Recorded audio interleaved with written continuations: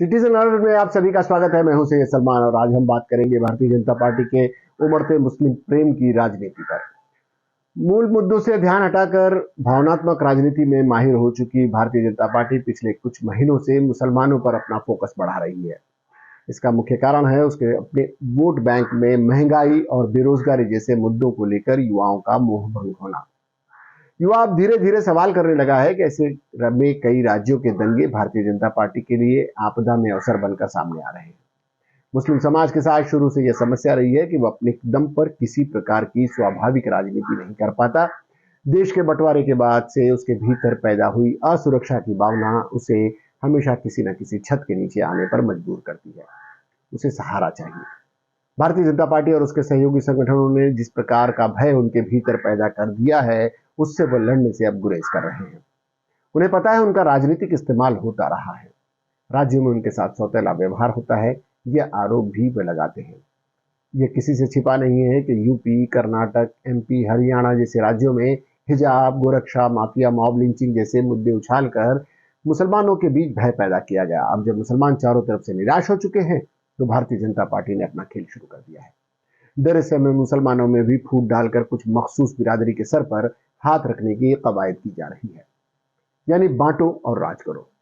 पसमानदा और बोहरा मुसलमान भाजपा के सॉफ्ट टारगेट हैं। 2002 के दंगों के गुजरात दंगों के बाद से मुस्लिम समाज के बोहरा पंथ ने भारतीय जनता पार्टी की शरण में जाना शुरू कर दिया था। बोहरा बिरादरी मूल रूप से व्यापारी बिरादरी है। दंगे फसाद से होने वाले नुकसान को वह समझती है, इसलिए उसने भाजपा के सामने सफेद झंडा लहराकर उनसे दोस्ती का हाथ बढ़ा दिया। उसी तर्ज पर अगड़ा मुसलमान और पिछड़ा मुसलमान का भेद पैदा कर पसमानदा मुसलमानों को भी महत्व देना शुरू कर दिया गया है भारतीय जनता पार्टी द्वारा। अब भारतीय जनता पार्टी अब एक और कदम आगे बढ़ा रही है। 30 अप्रैल को पीएम मोदी मन की बात की कार्यक्रम का उनका 100वां एपिसोड प्रसारित होने वाला है। यानी 99 तो हो चुके, फिर 100वां खास कैसे बनाया जाए? तो भारतीय जनता पार्टी ने रणनीति बनाई कि कई यूपी के 100 मदरसों में मन की बात सुनाने की व्यवस्था की जाए। इसका बाकायदा प्रचार भी हो रहा है। तमाम बड़े अखबार और टीवी चैनल में इसे प्रचारित भी किया जा रहा है। जहां मुसलमानों को रिझाने के लिए मन की बात की खास तैयारी हो रही है, वहीं दरगाहों को भी टारगेट किया जा रहा है। मन की बात के अलावा भारतीय जनता पार्टी के नेता अब सूफी संवाद महाअभियान भी शुरू करने जा रहे हैं। इसके तहत भारतीय जनता पार्टी के मुस्लिम नेता अब अनेक केंद्रीय मंत्री और राज्य मंत्री रमजान ईद के बाद दरगाहों की जियारत करेंगे और कव्वालियां सुनेंगे। कव्वाली और दरगाह विजिट के बहाने पीएम मोदी और भारतीय जनता पार्टी की नीतियों का मुस्लिम समाज के बीच प्रचार किया जाएगा। इसके लिए सभी राज्यों के अल्पसंख्यक मोर्चा के सभी पदाधिकारियों को काम पर लगा दिया गया है। इन कार्यकर्ता और नेताओं से सूफी दरगाहों और उनके खादिमों की सूची इकट्ठा करने को कहा गया है।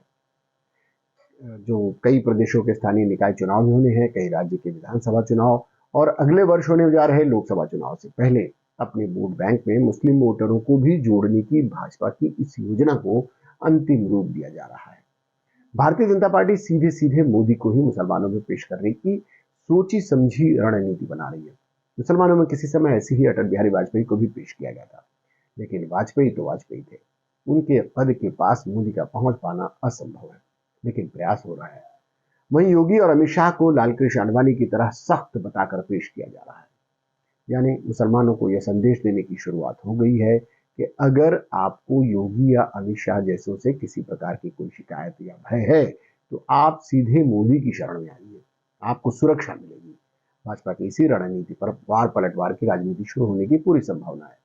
सारा दारोमदार मुस्लिम समाज पर है कि वह इस अभियान को किस रूप में लेता है।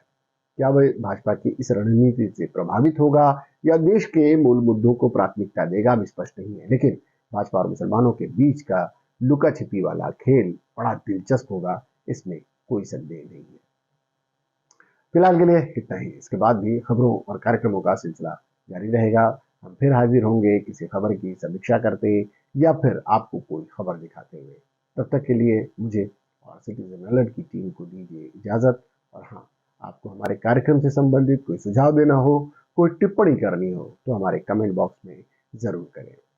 हमारे चैनल को लाइक करें, सब्सक्राइब करें और शेयर करना ना भूलें। हमारे परिवार का हिस्सा बने। जय हिंद।